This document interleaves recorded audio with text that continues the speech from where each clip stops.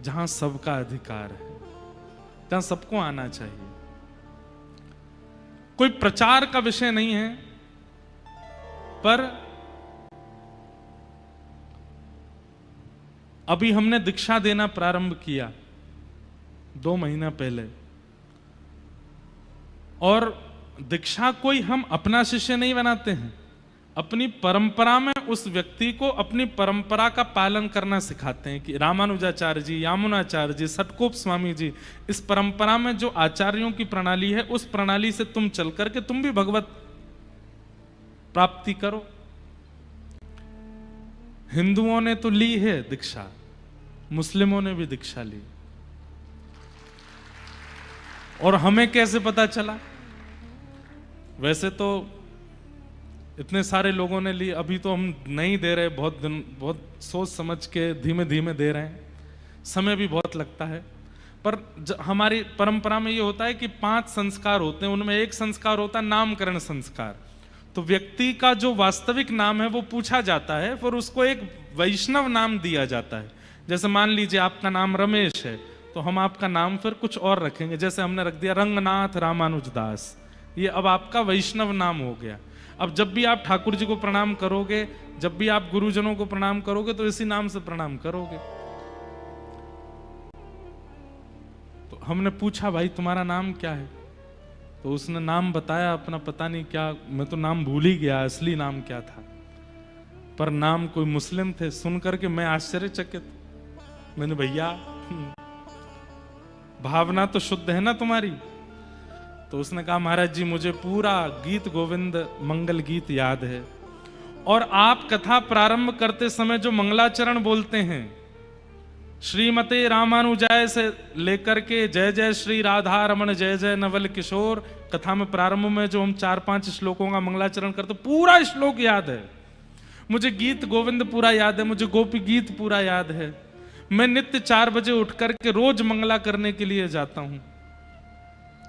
महाराज जी जन्म भले ही मेरा ऐसे परंपरा में हुआ, लेकिन वास्तविकता में माई मेरे श्याम लगो संग डोले, ठाकुर जी ने मेरा चित्त पकड़ लिया है, और दिन रात मुझे उन्हीं का चिंतन होता रहता है।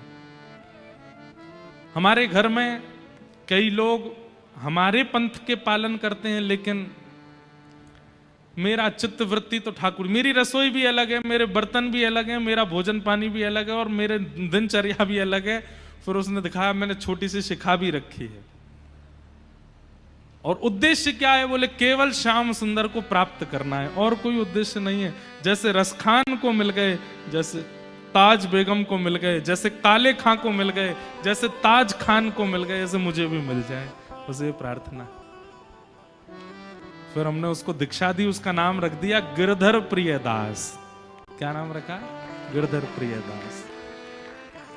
एक बहन ने भी ली, उनका नाम था, अब नाम उनका भी याद नहीं, मुमताज टाइप कुछ नाम था। एक और बहन ने ली ऐसे। तो फिर उनके ये प्रश्न करने पर कि हम कोई पाप तो नहीं कर रहे, हमने कहा देखो वेद व्यास जी महाराज ने भागवत जी के प्रथम श्लोक में सत्यम परम धीमहि कहकर के कह दिया कि यहां आने का अधिकार सबका है, यहां सुनने का, इस धर्म को पंथ को पालन करने का अधिकार सबका है, जो करना चाहे, दबाव में नहीं, प्रियता से अगर कोई आना चाहे तो उसको आने का अधिकार है। ताज बेगम अकबर की पत्नी, उसको श्रीमद वल्लभ कुल में दीक्षा प्राप्त हुई, और संभवतः गुसाई विठलनाथ जी ने उसको दीक्षा प्रदान की। ऐसे अनेक हमारे यहां हुए हैं आचार्य चरण, जिन्होंने अन्य पंथों के लोगों को भी दीक्षा देकर के भगवत अनुरागी बना दिया।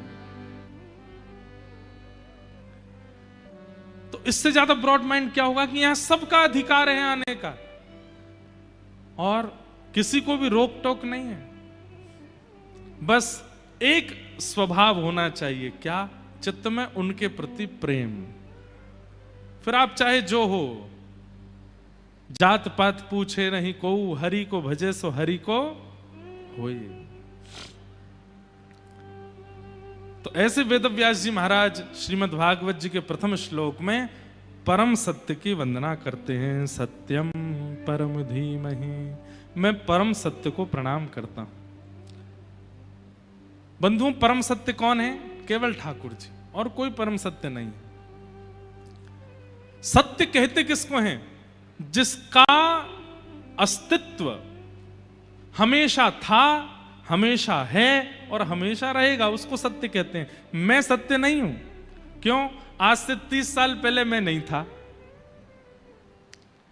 और आज के 80 साल बाद, 70 साल बाद, और ये तो बता नहीं सकते कितने साल बाद मैं नहीं रहूंगा। मैं सत्य कैसे हो सकता हूं? आप जितने भी लोग यहां बैठे हैं, आज से 50, 60, 70 साल पहले आप में से कोई नहीं था, और आगामी 70 साल बाद कोई नहीं बचेगा। लेकिन आज से 100 साल पहले भी जिसका अस्तित्व है, आज भी जिसका अस्तित्व है, और 100 साल बाद भी जिसका अस्तित्व रहेगा, वही सत्य है। और वो सत्य श्री कृष्ण है। जब ये धरती नहीं थी, जब ये पृथ्वी नहीं थी, जब ये भूमंडल नहीं था, तब भी वो थे, आज भी वो हैं।